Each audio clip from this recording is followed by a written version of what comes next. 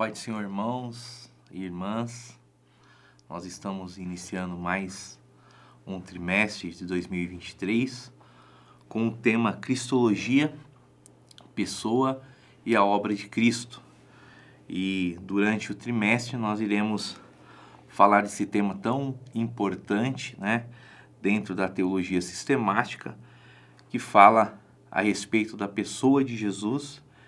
Tema esse, que ao longo dos séculos tem trazido grandes divisores de águas, E a proposta da lição, do tema, durante os 3 meses, não é esgotar o assunto, visto que é um assunto muito profundo.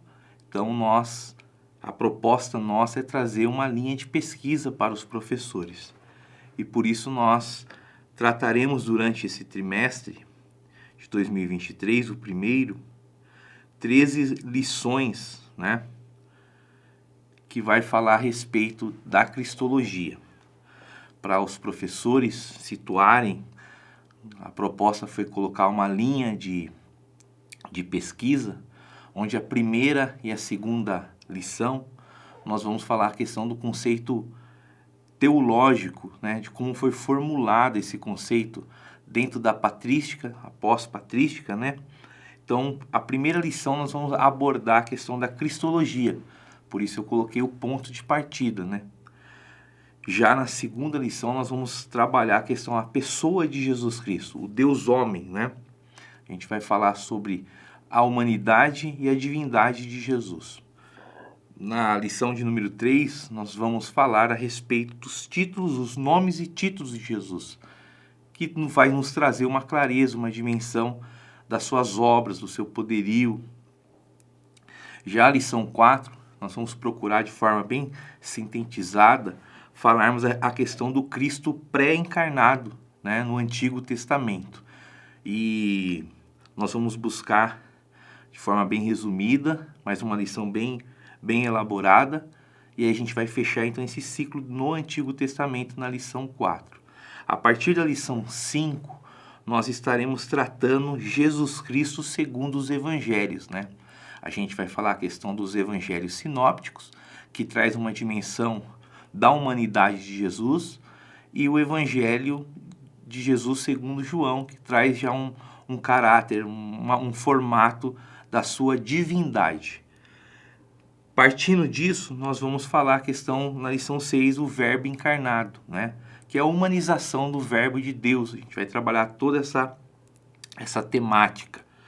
A lição 7 é a vida humana de Jesus. A gente vai tratar o seu nascimento, a gente vai tratar a questão do seu ministério, visto que todas essas lições elas vão estar embasadas da seguinte maneira. Nós vamos tratar baseando em 5 pilares. Quais são esses 5 pilares? O primeiro pilar é o nascimento, o segundo é a morte, o terceiro é a ressurreição de Jesus, o quarto a sua ascensão e o quinto a sua parousia, ou o seu retorno, se melhor assim ficar mais claro para os irmãos. E a lição 8 nós vamos tratar a questão do ministério de Jesus, Como Jesus, sendo homem, ele elaborou o seu ministério. A lição 9, que foi uma lição que para mim falou muito comigo, a gente vai falar a respeito da cruz de Cristo, A gente vai falar toda a questão histórica, o motivo da cruz, o que significava para os romanos, então vai ser uma lição muito importante. E aí a gente vai fechando esse ciclo. Aí a gente vai entrar na lição 10, onde nós iremos falar a respeito da morte, e também a ressurreição de Cristo. A gente vai falar a importância da morte e também a importância da ressurreição. Já na lição 11, nós falaremos a questão dos 3 ofícios de Jesus, Os 3 ofícios que Jesus ele fez, que demonstra o presente, o passado e o futuro, A lição 12 nós trataremos a questão do Cristo e o seu retorno glorioso. E a lição de número 13 é uma lição de aplicação. Veja, da lição 1, que a gente traz a questão do conceito teológico, a gente passa pela lição 4, o Antigo Testamento. A gente vem na lição 5, entra no novo. Aí a gente trata o nascimento, a gente trata a morte, a ressurreição, a ascensão e a parousia de Jesus. Já a lição 13, a gente vai colocar em prática isso, né? Seguindo os passos de Jesus. Então essa é a forma que nós colocamos para entendimento. Foi o meio que nós colocamos para que os irmãos deem a melhor aula. Então, a lição de hoje, a lição que nós iremos tratar, é a primeira lição, que é Cristologia, ponto de partida. A leitura bíblica se encontra no Evangelho de Jesus, segundo escreveu João, do versículo 1 ao versículo 14, que diz assim: No princípio era o Verbo, e o Verbo estava com Deus, e o Verbo era Deus. Ele estava no princípio com Deus, e todas as coisas foram feitas por ele, e sem ele nada do que foi feito se fez. Nele estava a vida, e a vida era a luz dos homens. E a luz resplandece nas trevas, e as trevas não a compreenderam. Houve um homem enviado de Deus, cujo nome era João. Este veio para testemunho, para que testificassem da luz, para que todos crescem por ele. Não era ele a luz, mas para que testificasse da luz. Ali estava a luz verdadeira, que ilumina todo homem que vem ao mundo. Estava no mundo, e o mundo foi feito por ele, e o mundo não o conheceu. Veio para o que era seu, e os seus não o reconheceram. Mas a todos quantos o receberam, deu-lhes o poder de serem feitos filhos de Deus, aos que creem no seu nome, os quais não nasceram do sangue, e nem da vontade da carne, e nem da vontade do homem, mas de Deus. E o Verbo se fez carne, e habitou entre nós, e vimos a sua glória, como a glória do unigênito do Pai, cheio de graça e cheio de verdade. O nosso texto-chave se encontra em João 1,14, que diz: E o Verbo se fez carne, e habitou entre nós, e vimos a sua glória, como a glória do unigênito do Pai, cheio de graça e de verdade. Para refletir, dentro da teologia sistemática, a cristologia é a ciência teológica que tem como objetivo nos auxiliar no estudo sobre a natureza divina e humana de Jesus Cristo, revelando assim sua pessoa e obras. A divisão, da lição nós colocamos da seguinte maneira. O primeiro tópico nós vamos tratar assim: Cristologia, o estudo de Cristo. Então nós vamos trazer a definição do que é cristologia. O termo cristologia vem de duas palavras gregas, que é Cristo, que significa ungido ou Messias, e logia traduzido como estudo. Então, nada mais é, a cristologia é a ciência teológica que estuda a pessoa, e as obras de Cristo.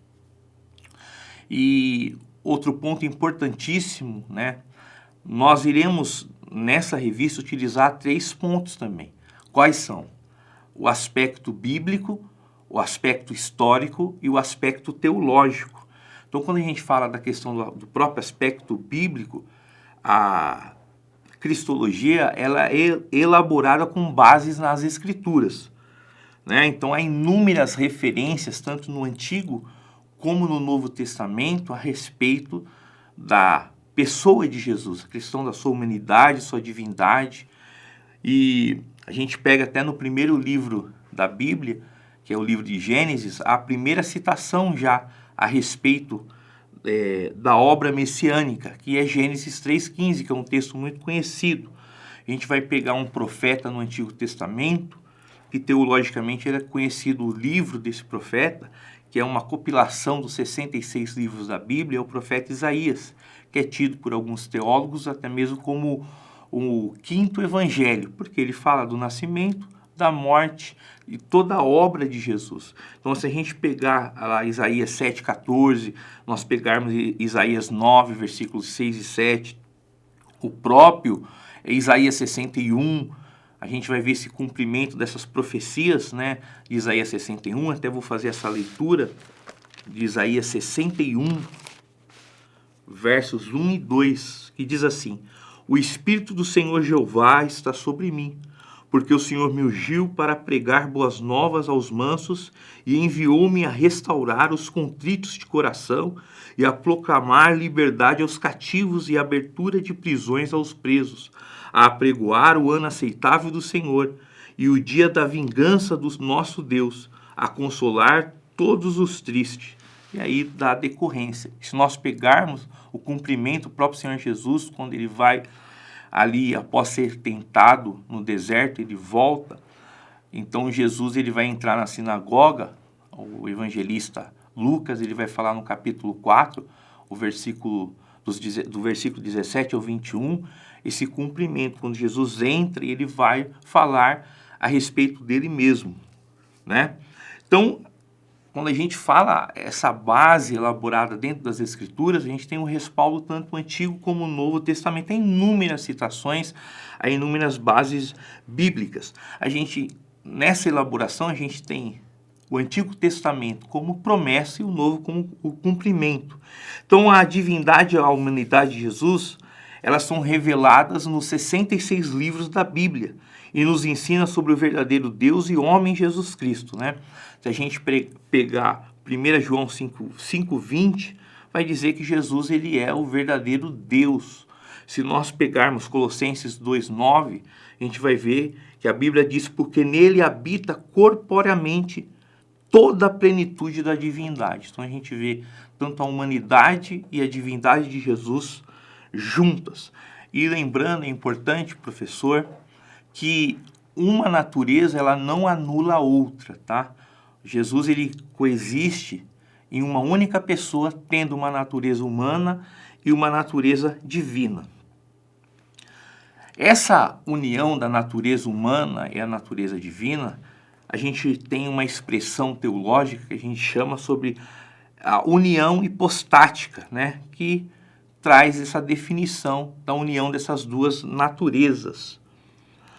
Um outro ponto, quando a gente vai falar a questão do estudo do conceito, o estudo da própria cristologia, se ela é elaborada pelas Escrituras, também uma coisa importante, ela passou durante aproximadamente 300 anos, né, houve um grande conflito na elaboração desse conceito teológico a respeito da cristologia. E quando nós vamos ver, houve a necessidade então de se criar concílios. O primeiro concílio criado, é até um dado interessante, professor, e o primeiro concílio convocado, ele não partiu da liderança da igreja, ele partiu por parte, né, da representatividade do Estado, por parte do próprio imperador Constantino, né, em 325, ele então ordenou, devido a toda essa confusão, todas essas heresias que estavam surgindo, então ele convocou um concílio. A partir desse concílio, começou-se a ter então uma definição cristológica, tá? O que acontece? Então, após esse período, né, apostólico, então houve essa necessidade. Eu coloquei aqui na revista, né, que desses concílios que ocorreram, houve alguns, os que mais assim que se destacam, não que os outros não sejam importantes, eu coloquei a questão do concílio o concílio de Nicéia, que vem o credo de Nicéia em 325, que vai afirmar, né, que Jesus ele é feito da substância do Pai, né? Deus de Deus e luz da luz, Deus verdadeiro de Deus verdadeiro, gerado e não criado, homocius tol patron, consubstancial ao Pai, né? Então essa foi a definição dentro da cristologia. Um outro credo também que foi muito importante foi o de Calcedônia, né? Em 451, que tem a sua definição, né, da pessoa de Cristo da seguinte maneira: completo em sua divindade e humanidade, verdadeiro Deus e verdadeiramente homem, tendo duas naturezas, sem confusão, sem mudanças, sem divisão e sem separação.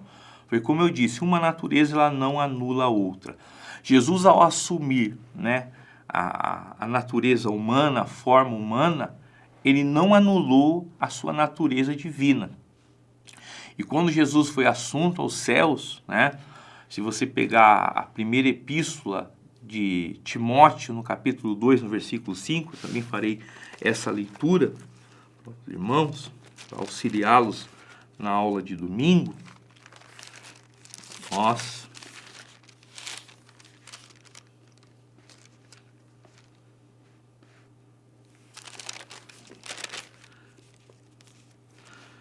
Diz assim, primeira epístola de Paulo a Timóteo, capítulo 2, versículo 5.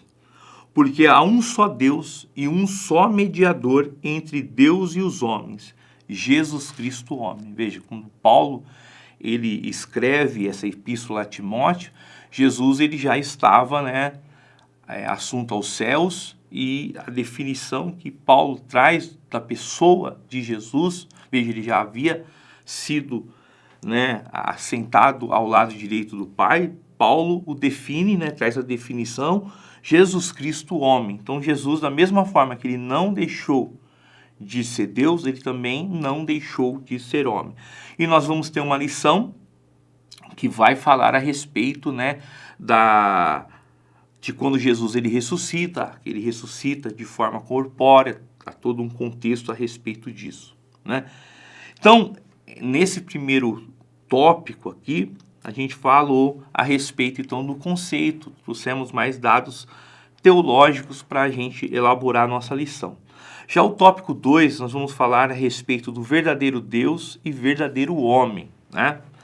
Então, quando a gente fala a questão do verdadeiro Deus, o primeiro subtópico aqui é o Cristo pré-existente. Então, um dos temas abordados dentro da cristologia é a pré-existência de Cristo. Então, Jesus, ele sempre existiu. Jesus, ele não é um ser criado, tá?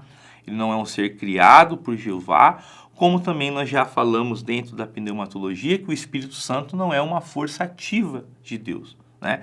Jesus é a segunda pessoa da Trindade, ele tem desejo, ele tem vontade própria. Então, quando a gente fala da pré-existência de Jesus, vai ter uma lição, a gente vai até falar da pré-encarnação, que é a atuação de Jesus no Antigo Testamento, que é uma lição muito importante para nós entendermos o conceito cristológico, né? Quando a gente trata a questão dos ministérios, né, do Pai, do Filho e do Espírito Santo, a gente vê essa unidade dentro da Trindade, que o Pai, o Filho e o Espírito Santo, eles são um Deus que manifestam-se de três pessoas distintas. Isso é importante nós falarmos. Então, quando a gente fala no Cristo pré-existente, o próprio Senhor Jesus, em João 8,58, ele vai dizer, em verdade vos digo, que antes que Abraão existisse, eu sou. Então, o próprio Senhor Jesus, ele vai afirmar como o grande eu sou, que ao falar isso, ao afirmar isso, quando os irmãos lerem o contexto de João 8, isso trouxe uma grande indignação. Logo quiseram apedrejá-lo, porque os judeus entenderam que ele quis se colocar como Deus, ele estava se colocando como Deus. E quando a gente trata a questão do eu sou, ela representa a autoexistência de Deus. Deus existe em si próprio. Êxodo 3,14, né? E revela o caráter e a natureza. Aquele que tem existência própria é imutável. Jesus tem esse mesmo atributo. Hebreus 1:8, né? A Bíblia vai dizer em Hebreus 1:8 da seguinte maneira: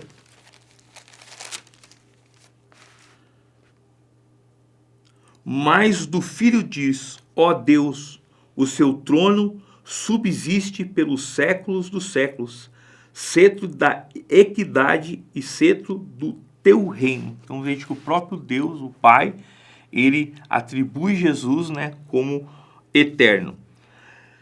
Quando também a gente vai falar a respeito da pessoa de Jesus, nós vamos falar da humanização. E o verbo se fez carne, a encarnação do verbo de Deus. Então, essa encarnação, ela é importantíssima para nós entendermos a obra da redenção.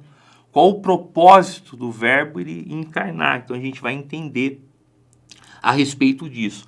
Porque na encarnação do verbo, se nós lermos Filipenses 2, versículos 7 e 8a, vai dizer da seguinte maneira: mas esvaziou-se a si mesmo, tomando a forma de servo, fazendo semelhante aos homens, e achando da forma de homem, humilhou-se a si mesmo. Então Jesus, quando ele se esvaziou, né, ele se esvaziou da glória que ele tinha com o Pai. Aquele que era rico se fez pobre, né? Essa é o esvaziamento. O esvaziamento de Cristo, né? Ele mostra que ele se tornou semelhante a nós em tudo. Por isso o escritor aos Hebreus afirma: não temos um sumo sacerdote que não possa compadecer das nossas fraquezas, porém um que, como nós, em tudo foi tentado, mas sem pecado. Hebreus 4:15. Então Cristo ele assumiu essa forma de homem, né? Importantíssimo, porém sem cometer pecado algum. Então a gente vai ter também dentro dessa revista cristológica, a gente vai entender a questão da impecabilidade de Jesus, o tornando então um sacrifício perfeito. O subtópico C que vai dizer verdadeiro homem. Cristo, mesmo sendo verdadeiro Deus, se fez um de nós e viveu normalmente entre nós. Nasceu, cresceu, né? Cheio de graça, de sabedoria, passou por limitações, passou por fome, por sede, ele foi tentado. Então, em tudo que nós, seres humanos somos tentados, Jesus passou da mesma forma. Pois, ao ser submetido à extrema, né, a gente vai ver a questão até do seu corpo físico, né, as limitações que Jesus tinha. Então, Jesus ele se fez carne como verdadeiro homem. O tópico 3 aqui vai falar sobre a ascensão do Filho de Deus. Então, após a gente traçar esses pilares, né, os 5 pilares, que é nascimento, morte, ressurreição, ascensão, então a gente também vai na primeira lição, falar de forma bem reduzida a questão do Cristo glorificado, né? Que após Jesus completar a missão, né? Dizer na cruz está consumado, Jesus ele foi, né, novamente ascendido aos céus, né? Foi glorificado e ele está assentado no trono na mais alta honra dos céus à direita de Deus. Outra coisa importante dentro da cristologia, que Jesus hoje, né, ele governa, né, os céus, ele governa os anjos, ele governa o mundo espiritual. Quando Jesus retornar na sua segunda vinda e estabelecer o reino milenar, Jesus então terá o reino por completo, né, que ele vai governar todas as nações. Então, o Cristo glorificado, ele vai mostrar, né, o Salmo 24 vai fazer alusão ao triunfo desse Messias, ao triunfo de Cristo que foi humilhado, se fez humilhação por nós, né? E ele triunfou por ser obediente. O tópico B fala da sua parousia, que é a glória de Cristo que se dará no seu retorno, né? Na sua vinda, na sua chegada. Aquele Cristo que foi humilhado, ele vai ser visto, vindo de forma gloriosa, como Rei dos Reis, Senhor dos Senhores. Então vai ser um momento maravilhoso. Sua segunda vinda se dará um evento glorioso, no qual ele manifestará como fiel e verdadeiro, que julga e peleja com justiça. Apocalipse 19, 11 e 16.